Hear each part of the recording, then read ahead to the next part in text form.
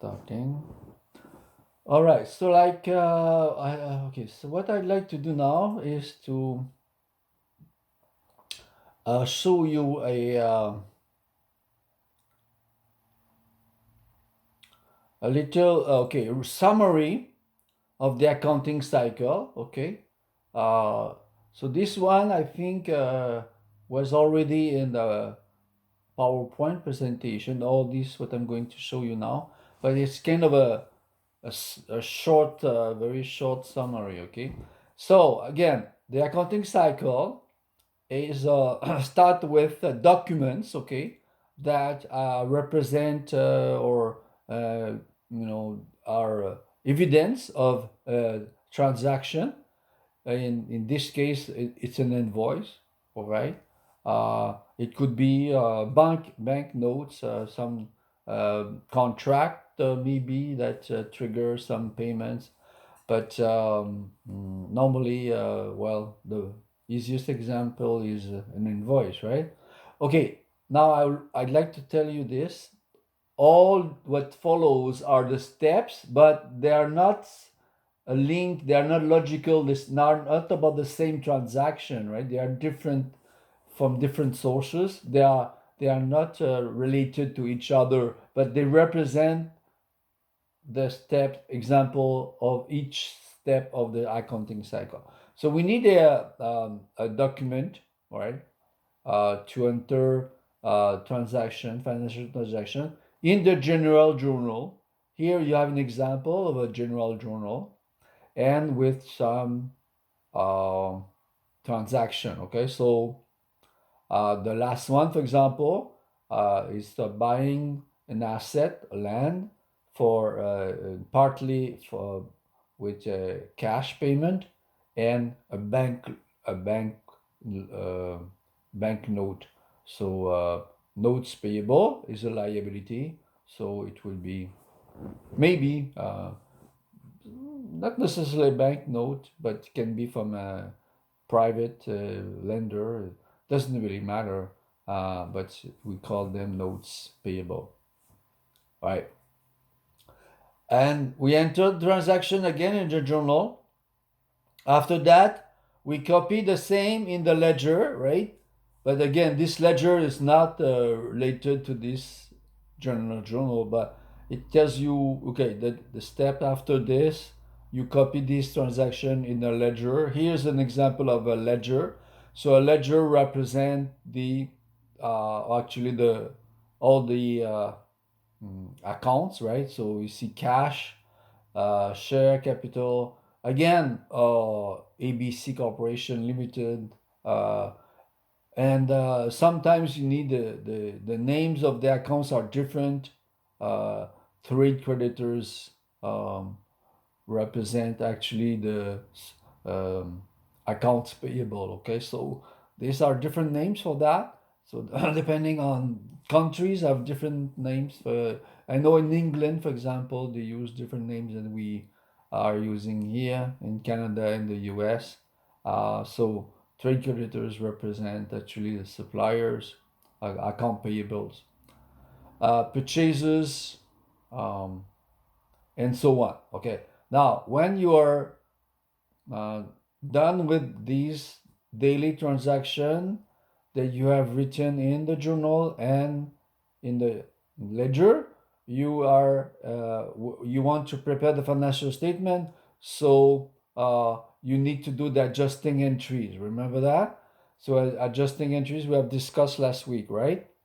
So here examples of adjusting entries.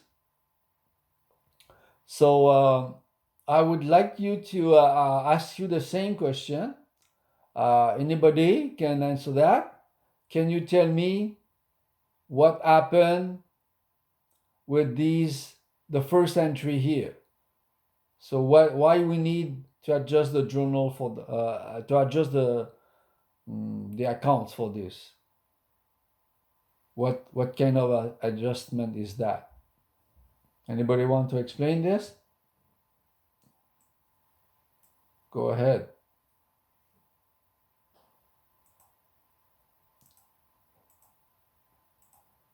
No one want to say anything? Can you go ahead, sir? What do you want to say about this entry? What does it mean to you?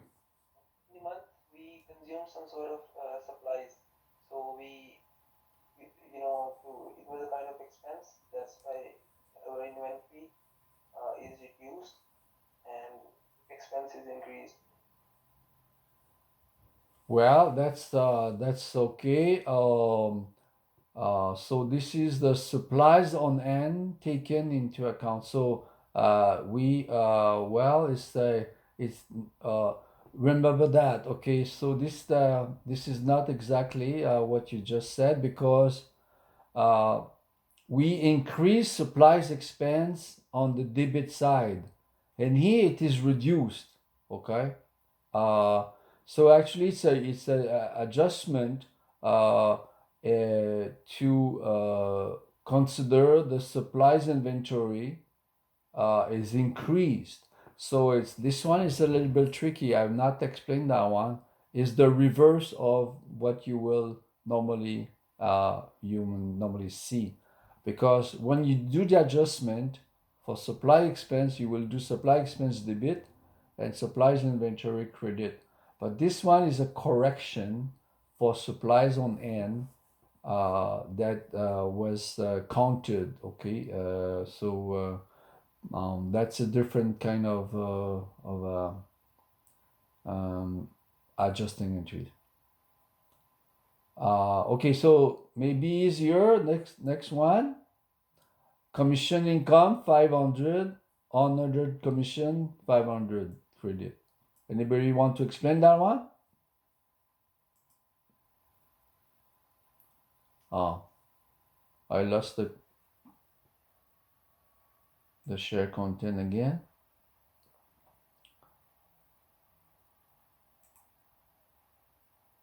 Okay, so commission income, unearned commission is credited. What does it mean?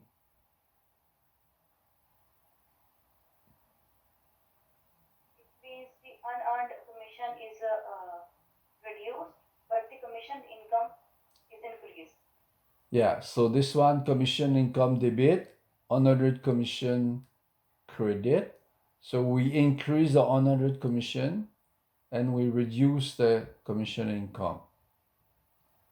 Okay, so okay, so I think I'm going to go to depreciation now.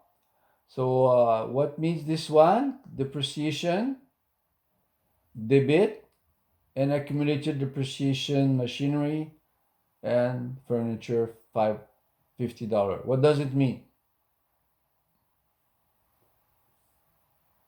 That means we have been like reduced the amount from depreciation machinery and furniture and increased it in depreciation 150. It is 150. Okay. Well, I would say like this. Uh, we have to recognize an expense every time we do the adjustment. So when we want to prepare the financial statement, we want to recognize depreciation for long-term assets.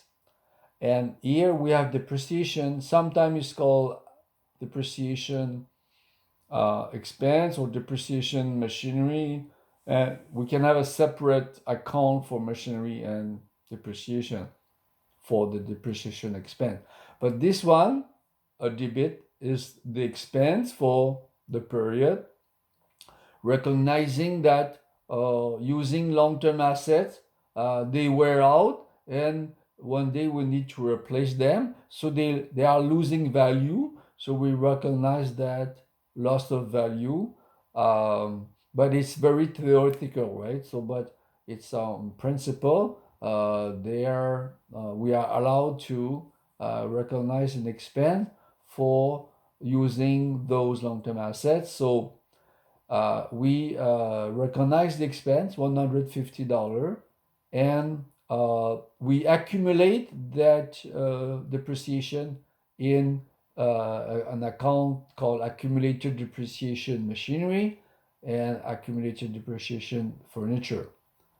Now, what what kind of account are these accounts? Accumulated depreciation machinery and accumulated depreciation furniture. Anybody want to tell me what kind of account is that? These are called contra asset accounts. Contra asset account. Exactly. Thank you. That's very good. They are contra asset account means that their purpose is to reduce the book value of that asset that they are related to, right? So, for example, accumulated depreciation, we have increased that account for by 100. So that means that the machinery, the book value is reduced by 100, right? So that's what we understand about that.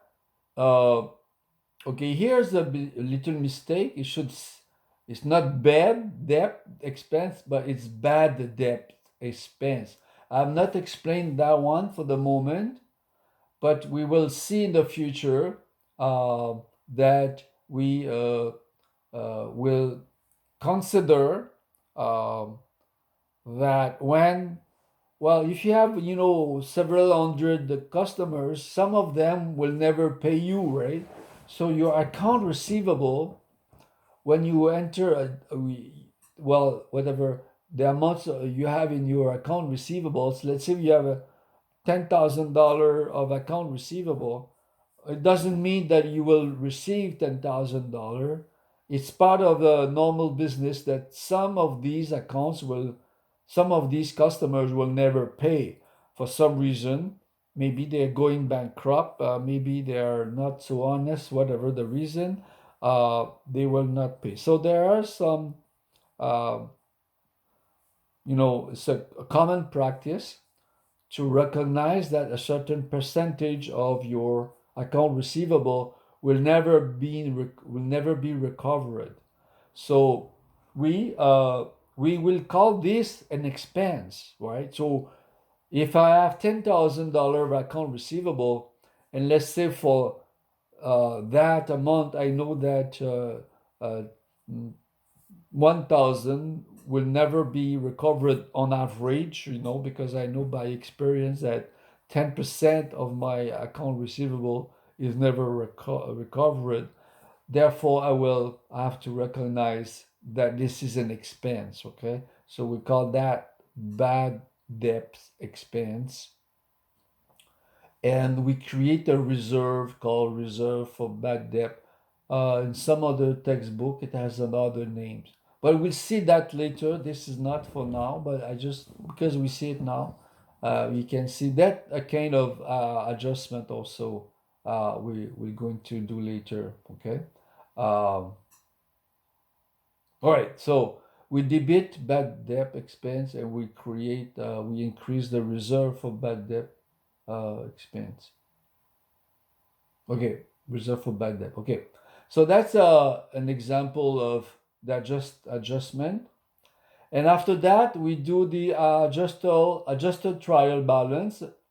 As you can see here, we see the different balance of all the accounts, and then that's uh, by the way, uh, this term here, you see, reserve for bad debt, we're not going to use that vocabulary. We're going to use another vocabulary.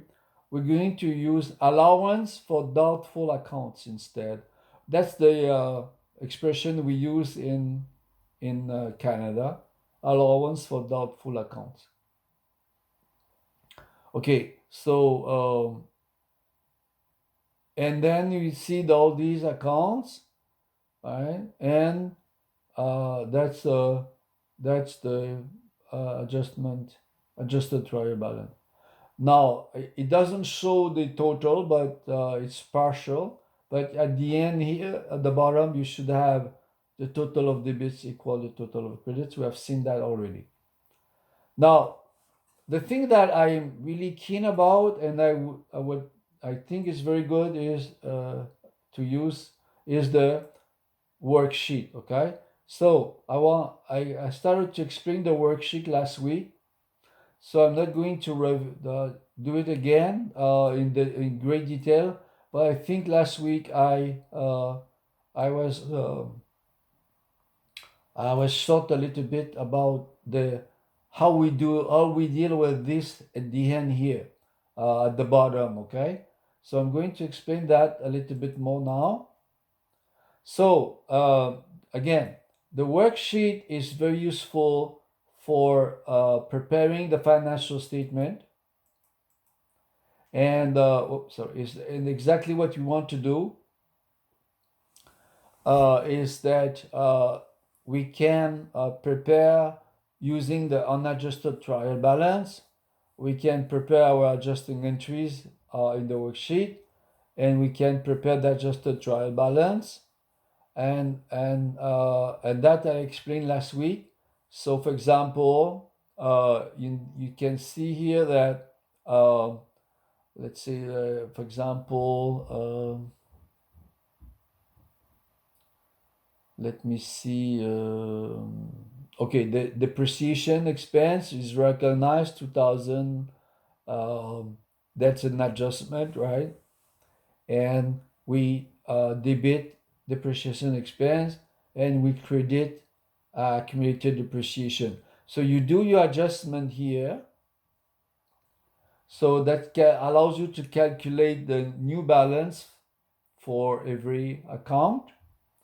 And from this adjusted trial balance, you can prepare the financial statement in the worksheet. So that's very handy. So what you do is you transfer this adjusted trial balance in the proper financial statement. For example, all the assets I can see here, my assets are going to the balance sheet, and okay, and so on. So be careful. I will normally use a ruler, if I do it by hand. So it's and you see the expenses at the bottom, and the expenses belong to the income statement, and also the revenues belong to the income statement. So you see I have adjustment to the revenues, I think, or not, no adjustment. So revenues 27,800 was unadjusted trial balance, but there is no adjustment, so the adjusted trial balance is the same uh, amount on the credit side. So the income statement shows a credit of $27,800. This is the revenues, and you see all the expenses. So the difference here in revenues minus expenses, you see the revenues. So how we find out, here's the net income, okay? So we can prepare the income statement because that worksheet allows us to calculate the net income. In this case, we have $27,800 of revenues, and we have $14,850 of expenses. And you see how we present this. We say net income on this side here to rebalance that debit and credits here. You see, so the totals shows here that same amount, 27,800, and you see here I have a credit of 27,800. So this should balance, but the difference is the net income. Now, what are we doing with this net income? We transfer this on the balance sheet, okay, on the credit side. You see here is on the debit side, but that represents actually a credit because this is the amount that is superior on the credit side, right? The credit side is superior to the debit side. So the $12,950 of net income, I'm going to show you on the credit side of the balance sheet, right? Because what? The net income belongs to the owners, okay? Belongs to the owners. Now, the magic of this is that when you do the sum of your debit side and the sum of your credit side, there is a difference here, you see? And that difference is the same as this one.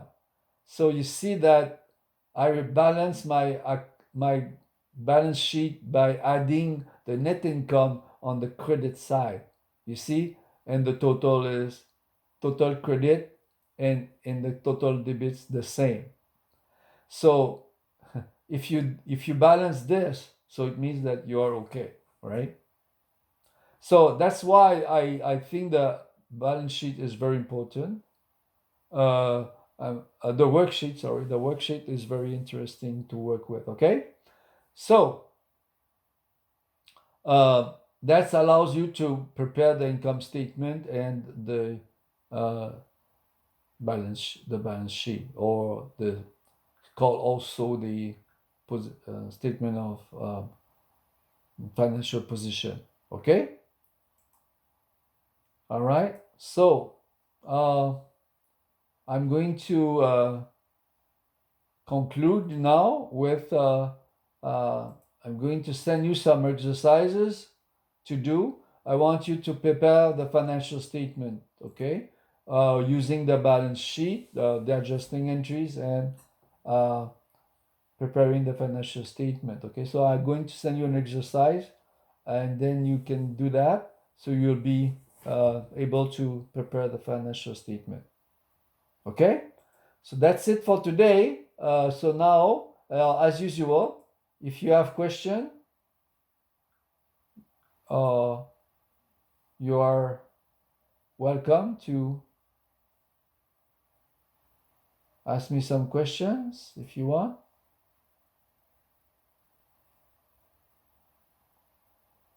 Um, about assignment two. Assignment two, there are questions which we haven't learned before. Um, yeah, but is it not today? Uh, because okay, so are you sure about that? Hmm. Okay. Let me check that. Assignment two is Melanie. Melanie is about mm, adjusting entries, right? So I think we have learned adjusting entries again today. Oh, well, so I don't know why you're saying that. So maybe I would suggest that if you something you don't understand specifically, one element, you just send me an email. I will reply to you. Okay. Otherwise, it's difficult for me to answer general something so general. Okay. Uh, we have covered last time all the adjusting entries, and that exercise about